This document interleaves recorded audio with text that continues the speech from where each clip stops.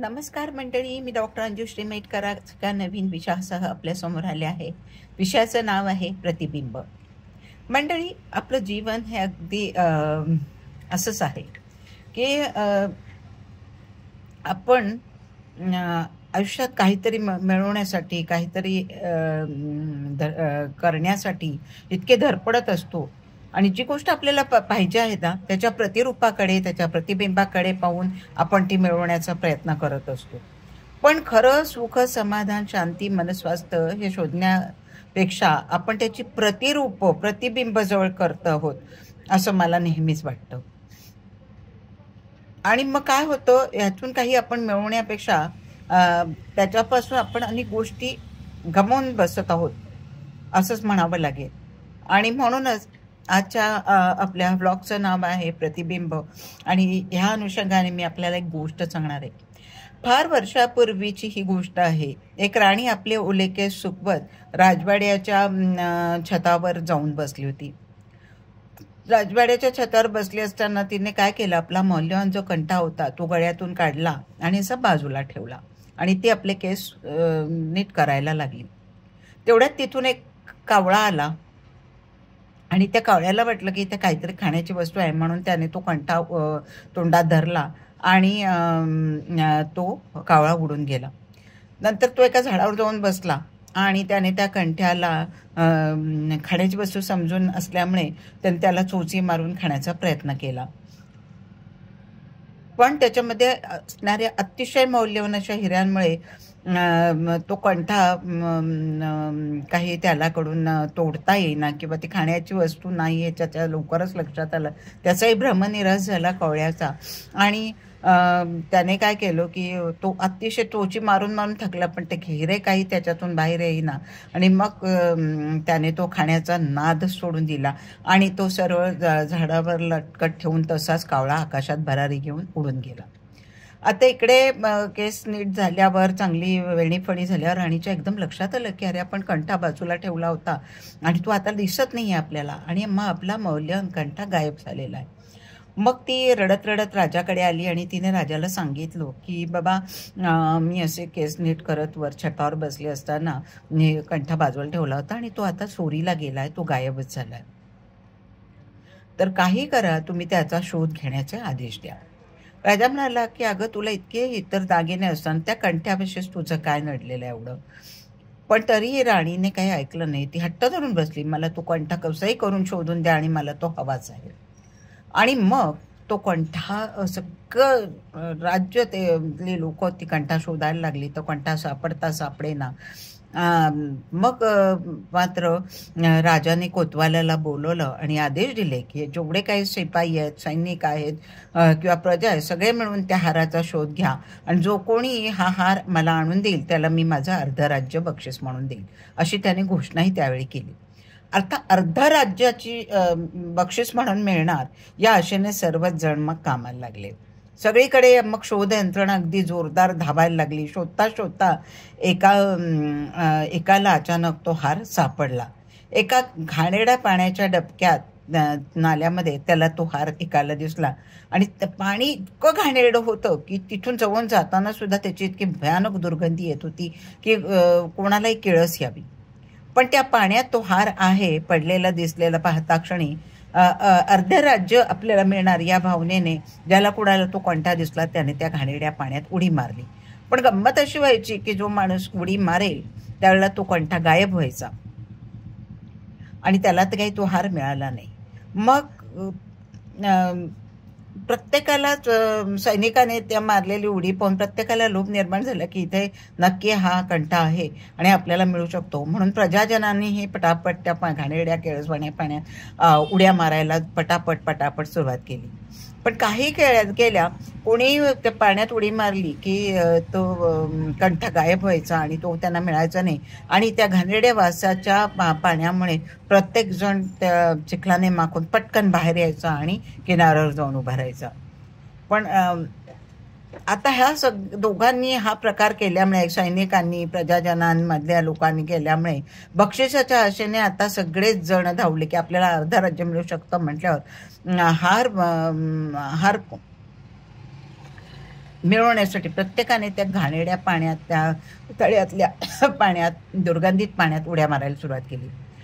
आता हे सगळं पाहून मग मंत्री, सरदार, मुख्य प्रधानजी या सगळ्यांनाच हे अर्धराज्य मिळणार आहे या भावनेने त्यांना हौस सुटली की आपल्याला हे अर्धराज्य मिळू शकतं, आपण तो कंठा शोधायला पाहिजे. म्हणून मग प्रधानजी, सरदार, मुख्यमंत्री सगळ्यांनी त्या घाणेरड्या पाण्यात उड्या मारायला सुरुवात केली आणि हार काही केल्या तो सापडेना. आता जेव्हा जेव्हा ती उडी मारली जाई तेव्हा तो कंठा गायब व्हायचा, तो दिसायचा नाही. आणि मग प्रत्येकाला हे लक्षात आलं की तो मनुष्य पाण्याचा वास न सहन झाल्याने तो पटकन बाहेर येतोय आणि बाहेर पडता क्षणी हार पुन्हा दिसू लागतोय. आता ही तर गंमतच आहे की उडी मारली की हार गायब होतो आणि उडी परत बाहेर आलं की हार तर आपल्याला दिसतोय.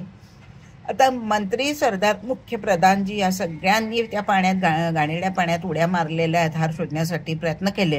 हे सगळं राजाच्या कानावर गेलं आणि मग राजाच्या एकदम लक्षात आलं की अरे, आपण अर्धराज्य द्यायचं कबूल केलंय. कोणी जर का तो कंठा खरं शोधला तर आपल्याला अर्धराज्य त्याला द्यावं लागेल.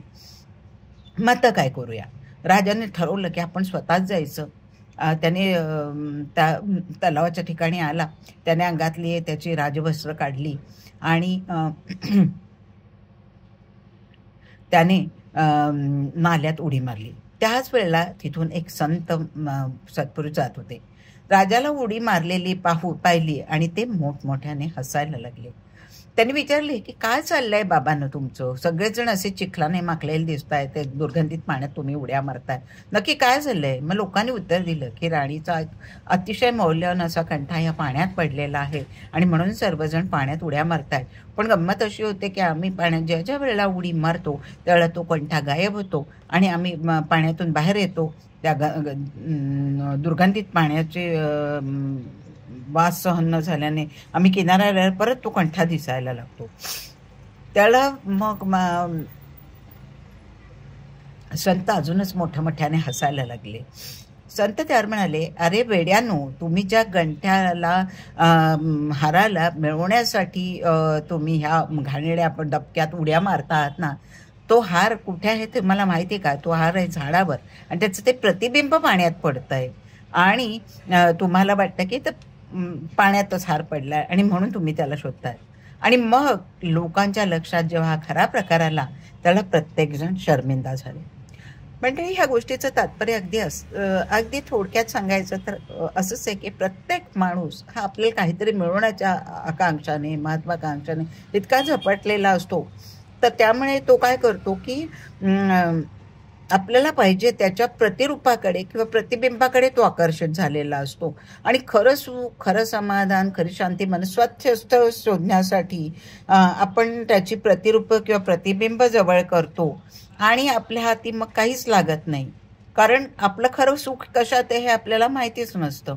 फक्त त्याच्या प्रतिरूपांकडे, प्रतिबिंबाकडे आकर्षित झाल्यामुळे आपण वेड्यासारखे त्याच्या मागे धावतो आणि मग सगळं झाल्यावर आपल्याला लक्षात येतं की अरे, मी केवढा तास कशासाठी केला, कशासाठी एवढा उपद्व्याप केला की ह्या करण्यासाठी मी माझ्या जीवनाचे आयुष्यातली बरीच वर्ष वाया घालवली. मी काहीतरी मिळवण्याचा प्रयत्न करण्यासाठी, पण मला त्यामध्ये काहीच नाही मिळालं. त्याच्या बदल्यात मी माझं सुख, चैन, समाधान, आनंद हे जे काय हे सगळं मी गमावून बसलोय. मला ते मिळतच नाहीये.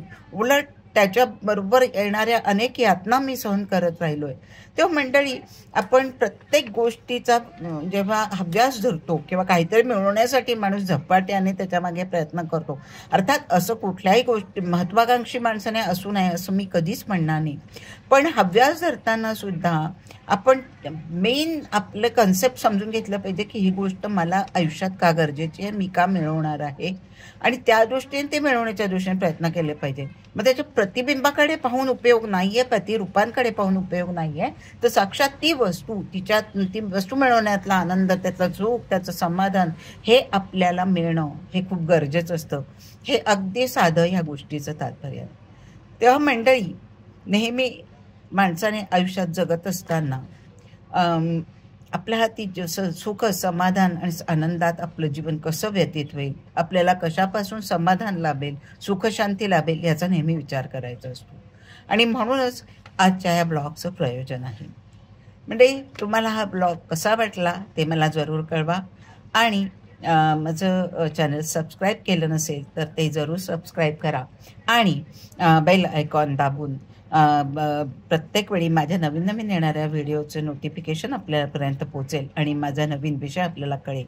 तेव्हा नक्कीच आपण प्रतिबिंबाचा विचार करताना प्रत्यक्षात आपल्याला काय मिळवायचं ह्याचा विचार करूया आणि तरच त्याच्या मागे महत्त्वाकांक्षेने झपाटून त्या कामाच्या मागे लागून ते आपण प्राप्त करून घेण्याचं शिकलं पाहिजे. हा विचार कसा वाटतो ते मला जरूर कळवा. नमस्कार.